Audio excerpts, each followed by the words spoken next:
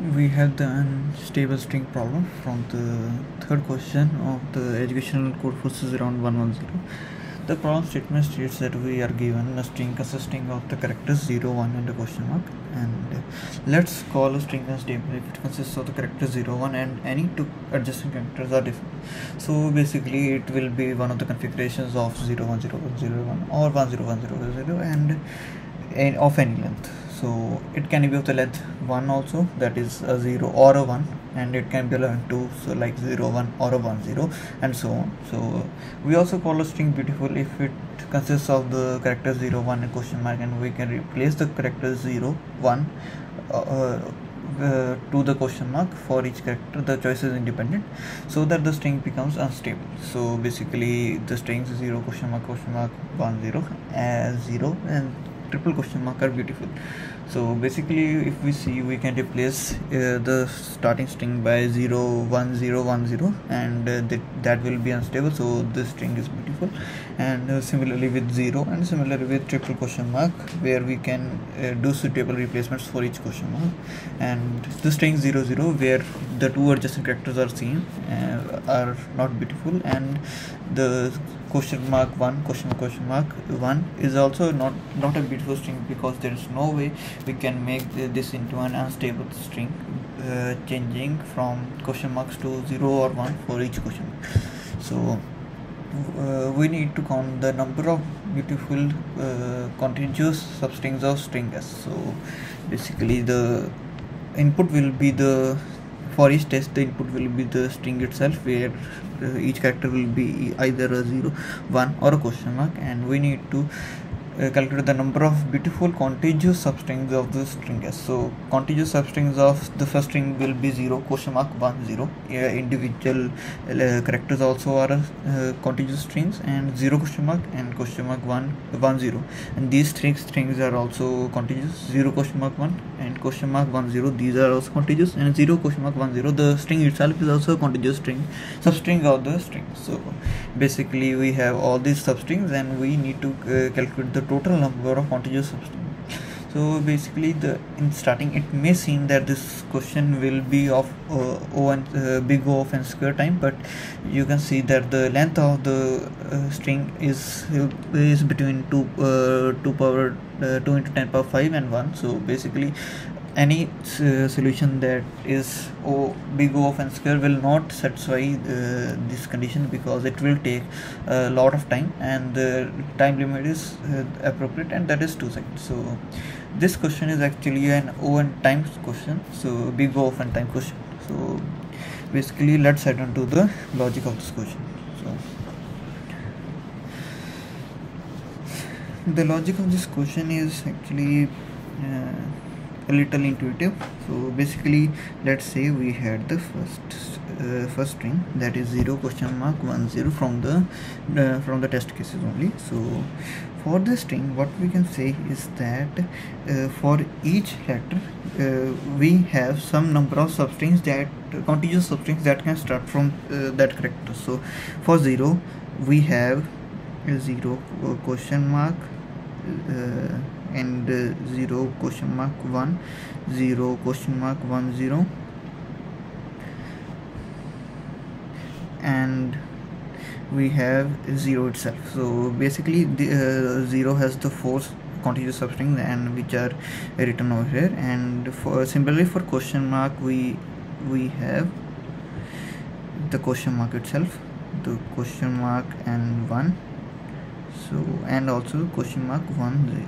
So this has 3 and so on. So the number of contiguous substrings for each next character will decrease by 1 as we go on to the next character. So for now if we sum all the contiguous substrings for each character starting from that character, we will that are beautiful, we will get the total required answers. So for 0 we can see that 0 question mark is a beautiful substring, as if we replace question mark with the 1 we have 0 1, which is an unstable string.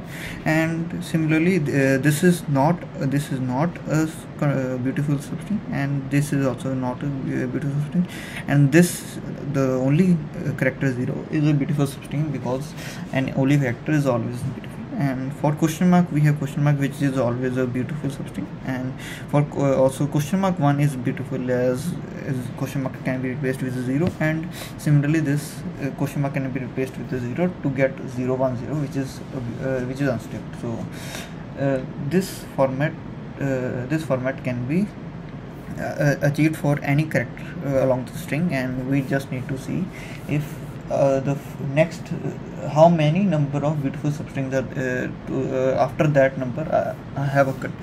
So basically for this we will have an array. So we have 0 question mark 1 and 0, and we will have an array for the same. Actually we will have two arrays. So in this let's name these as 0 and 1 arrays. So these names will get clear as we proceed. And so basically let's divide this, and we have this. So for each of these numbers we have to see how many.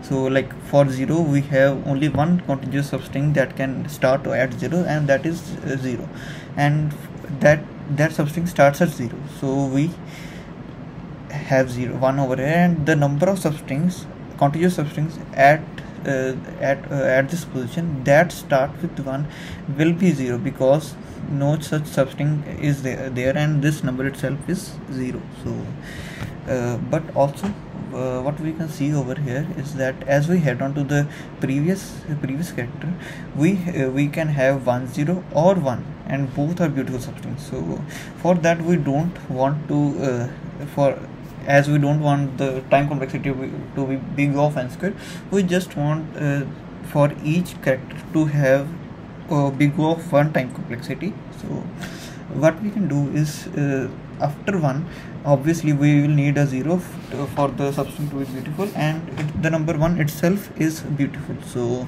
what we will have here is 1 plus, and this number will be 0 because this number itself is 1, and we have 1 plus. Now the number that will come here will be the opposite of the array we are working in, that is we will go on to the 0th array and pick the next element, and that is 1 over here. So we will have 1 plus 1. The reason for this is that the number of beautiful substrings of 1 will be the number itself plus all the substrings, all the contiguous substrings that occur starting with 0 from the next vector, because any beautiful substrings like 1 0 1 0 1 0 can be written as 1 plus 0 1 0 and so on, and that is the proof for the same. And similarly in the case of question mark, as question mark can be replaced with any of 0 or 1, we will assign both the numbers. So like we have for 0 we will assign 1 plus the number, so we had this, and so we now we will have this. So we have 1 plus 2 over here, and we have 1 plus 0 over here. And similarly for this we have as we have a 0 over here, we will have 1 plus 1 over here, and as we don't have a 1 over here, we will have a 0 over here. So what we get is 2 3 1 2 1. So what can we do after we get this array? So what we have to do after we get this is that we will add the maximum of the two values in the two arrays. So like we have 2 and 2 over here and 0 over here, we will add 2, and then for move to the next element where we have 3 and a 1, where we will add 3. So 2 3 2 1.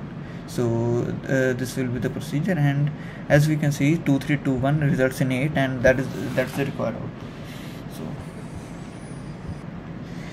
we did use the maximum over here because for each element either the next element would help it to increase the number of beautiful substrings, or just add 0 to it. So basically we will always have 0 or 1 plus something over there. So basically we need the 1 plus something that we have there, so we add the maximum.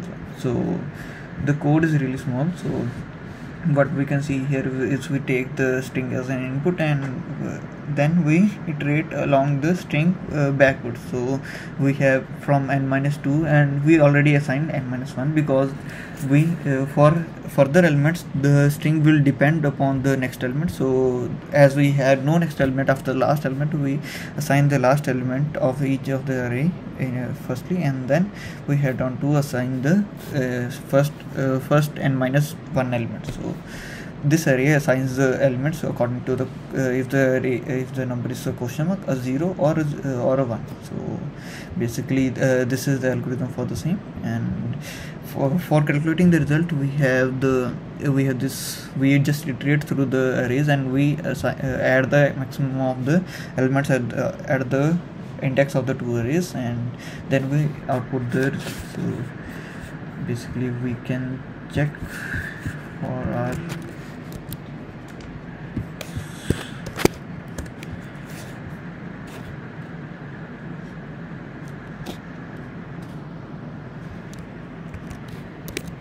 so we get here 6 and 25, which is the required output, and we head on to submit the code and see if our code is correct. So we can see our code is accepted, and the time is 77 milliseconds. So we did this question in a really good time. Thank you.